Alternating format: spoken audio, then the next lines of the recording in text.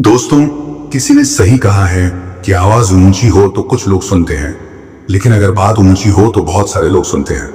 नमस्कार दोस्तों, मोटिवेशन देने वाले YouTube चैनल में आपका दिल से स्वागत है। आज मैं आपके लिए एक छोटी सी कहानी लेकर आया हूँ। यह कहानी 24 साल के लड़के की है जो एक सेठ के यहाँ नौकरी करता था। उसके माँ बाप इस दुनिया में नहीं थे और उसकी जिंदगी बड़ी परेशानियों से भरी हुई थी। वह रोजाना पैसे कमाकर घर आता था, खाना बनाता था, खाता था और सो जाता था। एक दिन उसने देखा कि एक बूढ़ा फकीर अपनी पीठ पर 3 ठेले लेकर एक शहर से दूसरे शहर की ओर जा रहा था। वह काफी बूढ़ा था और काफी देर से यूं ही सफर कर रहा था। आखिरकार कुछ दूर चलने के बाद वह थक कर एक पेड़ के नीचे बैठ गया। तभी उसकी नजर एक नौजवान युवक पर पड़ी जो उसी रास्ते से जा रहा था और उसी दिशा में जा रहा था जिस दिशा में वह बूढ़ा फकीर जाना चाहता था। तभी वह लड़का उन बूढ़े फकीर के पास से गुजरा। इस पर वह फकीर उस लड़के से कहते हैं, सुनो बेटा, क्या तुम मेरी थोड़ी सी मदद कर सकते हो? ये ठेला बहुत भारी है और मैं बूढ़ा हो चुका हूँ। मैं ज्यादा समय तक इनका बोझ नहीं उठा सकता और मैं बहुत थक भी चुका हूँ। तो क्यों ना तुम मेरे एक ठेले को ले लो और मुझे उस दूसरे गांव तक पहुंचा दो। इसके बदले में मैं तुम्हें 3 स्वर्ण मुद्राएं दूंगा। वह लड़का उन फकीर की सारी बातें सुनता है और उन फकीर से कहता है, कोई बात नहीं बाबा, मैं आपकी मदद करने के लिए तैयार हूँ। कहिए, आपको कहाँ जाना है? ऐसा कहकर उस लड़के ने उन फकीर का एक ठेला उठा लिया और अपने कंधे पर ले लिया। तभी उस जवान लड़के को यह एहसास हुआ कि यह ठेला सचमुच बहुत भारी है। वह लड़का और फकीर दोनों रास्ते में आगे की ओर बढ़ चले। कुछ दूर आगे चलने के बाद देखते ही देखते वह गांव खत्म होने लगा और अब एक सुनसान रास्ता आगे की ओर जा रहा था। वे दोनों अपने मार्ग में मस्त होकर आगे की ओर बढ़ रहे थे। जब वे भीड़ से पूरी तरह से अलग हो गए तो वह लड़का उन फकीर से कहता है, बाबा, इस ठेले में आखिर ऐसा क्या रखा है जो यह ठेला इतना भारी है? इस पर वह फकीर आदमी उस लड़के को जवाब देते हुए कहते हैं, कुछ नहीं बेटा, बस इसमें तांबे के कुछ सिक्के भरे हुए हैं, इसी कारण यह ठेला इतना भारी है। उन फकीर की यह बात सुनकर वह लड़का मन ही मन सोचने लगा, लगता है यह बाबा जरूर कोई व्यापारी है, तभी तो इतने सारे तांबे के सिक्के लेकर चल रहे हैं। फिर तभी उसके मन में एक ख्याल आया, मुझे क्या करना है? मुझे तो खाली यह ठेला दूसरे गांव तक पहुंचाना है, बस इतना ही।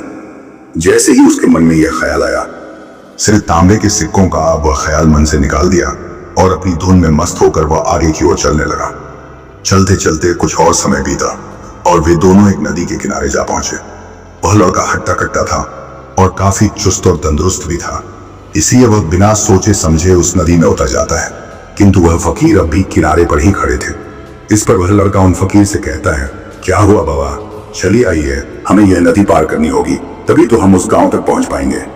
इस पर वह फकीर उस लड़के से कहते हैं, मैं जानता हूं बेटा कि हमें यह नदी पार करनी होगी, लेकिन जैसा कि तुम जानते हो, मैं अब बूढ़ा हो चुका हूं और 2 ठेले लेकर मैं यह नदी पार नहीं कर सकता।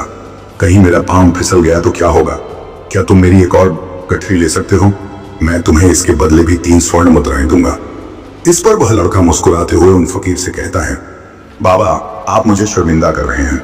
यदि आप मुझे स्वर्ण मुद्राएं ना भी दें तो भी मैं आपका कार्य अवश्य करूंगा। मैं आपको उस दूसरे गांव तक जरूर पहुंचाऊंगा। इस पर वह फकीर मुस्कुराते हुए उस लड़के से कहते हैं, बेटा बेटा, तुम तो बड़े ही भले इंसान लगते हो। इतना कहकर उन्होंने वह दूसरी गठरी भी उस लड़के को थमा दी। उस लड़के ने जब वह दूसरी गठरी अपने कंधे पर रखी तो वह गठरी भी उसे बहुत ज्यादा भारी लगी, लेकिन उसने वहां पर कुछ नहीं कहा। जैसे तैसे उन दोनों ने नदी पार की।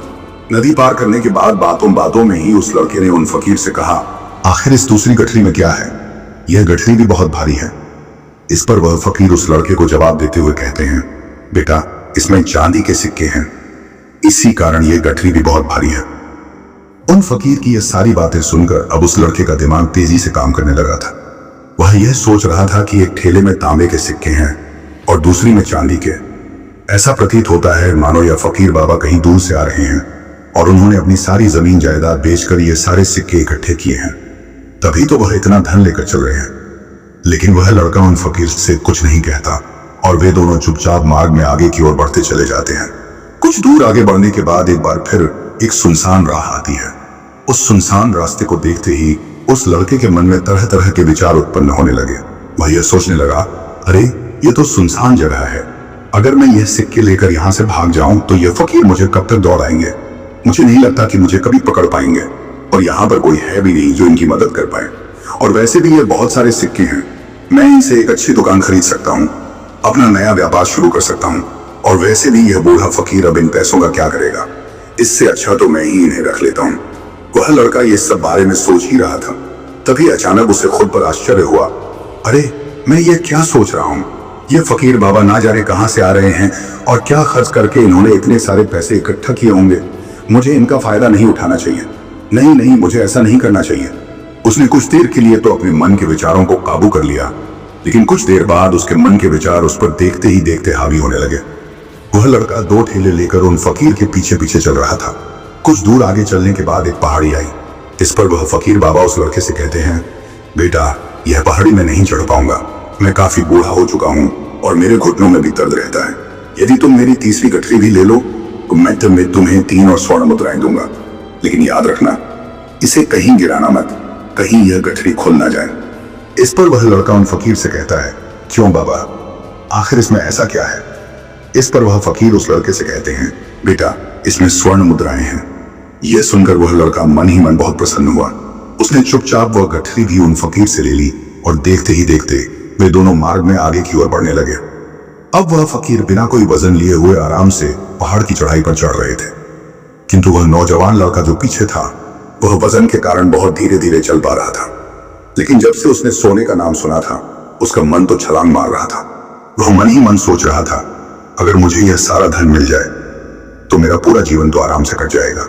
वैसे भी यह बाबा तो बूढ़े हो चुके हैं, भला इन्हें इतने पैसों की क्या जरूरत है? इनका जीवन तो वैसे भी कट चुका है। मैं एक काम करता हूँ, ये सारे पैसे लेकर यहाँ से भाग जाता हूँ। लड़के के मन में अनगिनत विचार उठ रहे थे।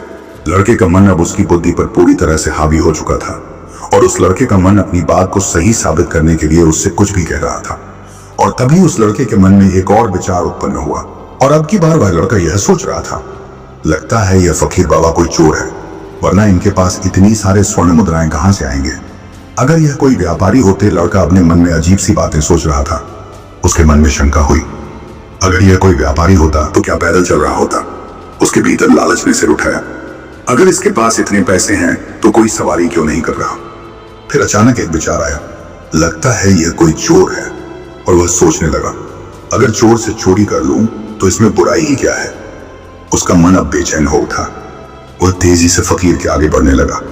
उसकी चाल में अब एक अजीब सा जोश था। उसके मन में बस एक ही ख्याल था, जैसे ही पहाड़ की ढलान आएगी मैं तीनों गठरियों लेकर भाग जाऊंगा। इतने पैसे मिल जाएंगे कि मेरी गरीबी हमेशा के लिए मिट जाएगी। मैं जो चाहूंगा वो कर सकूंगा।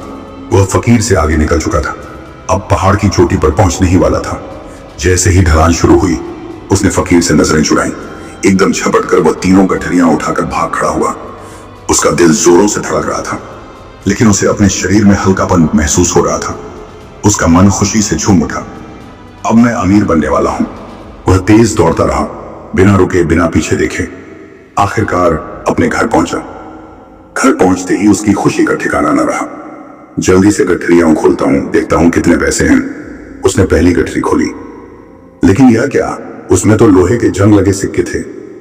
नहीं नहीं, ऐसा कैसे हो सकता है? घबराकर उसने दूसरी गठरी खोली, लेकिन उसमें भी वही जंग लगे सिक्के निकले। अब उसका धैर्य जवाब दे चुका था। उसने तुरंत तीसरी गठरी खोली जिसमें सोने की उम्मीद थी, लेकिन वहां भी वही जंग लगे सिक्के। वह किसी गुस्से से पागल हो गया। उस फकीर ने मुझसे झूठ क्यों बोला? उसने कहा था कि एक में तांबे के सिक्के हैं, एक में चांदी के और एक में सोने की मुद्राएं। उसकी आंखों में क्रोध और हताशा थी। तभी उसकी नजर गठरी में पड़े एक पत्र पर पड़ी। उसने कांपते हाथों से पत्र उठाया। उस पत्र में लिखा था, यह पूरा नाटक ईमानदार व्यक्ति की खोज के लिए रचा गया है। मैं इस राज्य का राजा हूं। मेरी कोई संतान नहीं योजना बनाई है। मैं ऐसे व्यक्ति की तलाश में हूं जो पूरी तरह ईमानदार हो, जो अपने मन के लालच पर काबू पा सके। वही इस राज्य का अगला राजा बनेगा। यह पढ़ते ही लड़के के पैरों तले जमीन खिसक गई। उसका सिर चकराने लगा। वह जोर जोर से चिल्लाने लगा, मैंने क्या कर दिया? उसके मन में पछतावे की लहरें उठने लगी। काश मैंने अपने मन पर काबू रखा होता। उसकी आंखों में आंसू भर आए। अगर मैं ईमानदार रहता तो राजा बन सकता था, लेकिन अब सब कुछ खत्म हो चुका था। महात्मा बुद्ध ने सच ही कहा है, मन ही सब कुछ है। आप जैसा सोचते हैं वैसे ही बन जाते हैं।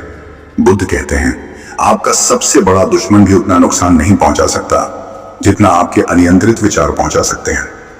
मन में उठे पहले गलत विचार को वहीं रोक देना चाहिए। और न वह धीरे धीरे एक विशाल वृक्ष की तरह फैल जाता है। जिस तरह इस लड़के का मन लालच में पड़ गया था, उसकी सोचने समझने की शक्ति खत्म हो गई थी। वह सही गलत का फर्क भूल चुका था। लालच ने उसे अंधा कर दिया। अगर उसने मन पर काबू रखा होता तो उसका जीवन संवर जाता, लेकिन उसने अपने मन की बात सुनी और अपना भविष्य खो दिया। बुद्ध हमें दो बातें सिखाते हैं। पहली बात, सही इरादा विकसित करो। जब भी कुछ करने जाओ खुद से पूछो, मेरा इरादा क्या है? क्या मैं किसी को दुख पहुंचाना चाहता हूं या मैं कुछ अच्छा करना चाहता हूं? जब आप अपने इरादों को समझेंगे तब सही राह चुन सकेंगे। दूसरी बात, अपने मन के प्रति सजग रहो। अपने भीतर उठते हर विचार को बस देखो, उन्हें बिना प्रतिक्रिया दिए समझो। जब आप अपने मन पर ध्यान देंगे तो नकारात्मकता धीरे धीरे खत्म होने लगेगी। बुद्ध कहते हैं, जो स्वयं को देखता है वही सबसे बड़ा तपस्वी है। जो अपने मन पर नियंत्रण कर लेता है वही जीवन में सुखी रह सकता है। इसीलिए अगर आप खुशहाल जीवन चाहते हैं तो सबसे पहले अपने मन को समझिए, मन को नियंत्रित कीजिए और अपने विचारों के प्रति जागरूक रहिए। याद रखिए, मन ही आपके जीवन का निर्माण करता है।